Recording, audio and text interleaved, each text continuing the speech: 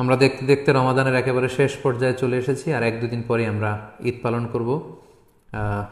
আমাদের ঈদ উল ফিতর উদযাপন যেন আনন্দময় হয়, সুখময় হয়, আমরা এই কেমন আল্লাহ তাআলার কাছে করছি। আমাদের এই রমাদানের সিয়াম, আমরা যে রোজা রেখেছি, রোজাগুলো আল্লাহ কবুল করে নিক। আমাদের কিয়ামুল লাইলগুলো আল্লাহ তাআলা কবুল করে নিক। আমাদের রাত্রি জাগরণ ইবাদতগুলো আল্লাহ কবুল করুক। আমাদের তেলাওয়াতগুলোকে আল্লাহ কবুল করুক। আমাদের সাদাকাতুল ফিতর এবং অনলাইন বেসিসে আমরা যত দিনই কাজগুলো করেছি একমাত্র শুধুমাত্র আল্লাহর সন্তুষ্টি অর্জনের জন্য, আল্লাহ তাআলা এগুলোকে কবুল আর মঞ্জুর করে নিক। ঈদের সালাতে আমাদের অতিরিক্ত তাকবীর দিতে হয়। এই তাকবীরের প্রসঙ্গটা 1 মিনিটে শেয়ার করি। আজকের লাইভ প্রোগ্রাম আমি শেষ করতে যাচ্ছি ইনশাআল্লাহ। আমরা জানি যে ঈদে অতিরিক্ত তাকবীর দিতে হয়। হানাফি মাযহাব মতে আমরা 6টা অতিরিক্ত তাকবীর দেই।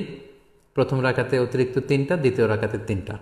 শাফি মাযহাবে অতিরিক্ত 12টি তাকবীর দেওয়া হয়। প্রথম রাকাতে 7টি, দ্বিতীয় রাকাতে 5টি। হাম্বালি আর মালিকি মাযহাবে 11টি অতিরিক্ত তাকবীর দেওয়া হয়। প্রথম রাকাতে 6টি, দ্বিতীয় রাকাতে 5টি। তো আমাদের বাংলা ভাষাভাষী যারা, বাংলাদেশে আমরা যেহেতু বেশিরভাগ হানাফি মাযহাবের অনুসারী, সো এক্ষেত্রে এবং এটার তাকবীরের সংখ্যাও কম এবং সবগুলো পদ্ধতি যেহেতু সহিহ হাদিস দ্বারা সাব্যস্ত, তাহলে আমরা 6 তাকবীরের এটাকে সাজেস্ট করতে পারি। এটা হিসাব রাখতে একটু সুবিধা হবে আমাদের। ঈদের সালাতের পদ্ধতি আমি আগেই বলেছি, 2 রাকাত।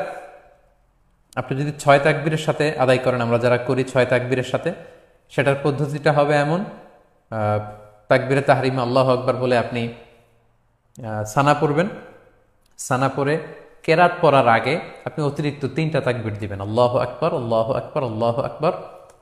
3টা তাকবীর দেওয়ার পরে আপনি সূরা ফাতিহা পড়বেন, অন্য একটি সূরা পড়বেন, তারপর রুকু করবেন, সিজদা করে দ্বিতীয় রাকাতের জন্য দাঁড়িয়ে আপনি কেরাত পড়ে ফেলবেন আগে, অর্থাৎ সূরা ফাতিহা এবং অন্য একটি সূরা পড়ে ফেলবেন। রুকুতে যাওয়ার আগে আপনি অতিরিক্ত 3টি তাকবীর দিবেন, আল্লাহু আকবার, আল্লাহু আকবার, আল্লাহু আকবার, এবং চতুর্থ তাকবীর দিয়ে আপনি রুকুতে যাবেন। এভাবে 6টি অতিরিক্ত তাকবীর দেওয়ার মধ্য দিয়ে কিন্তু আমরা খুব সহজেই এর সালাত আদায় করতে পারবো।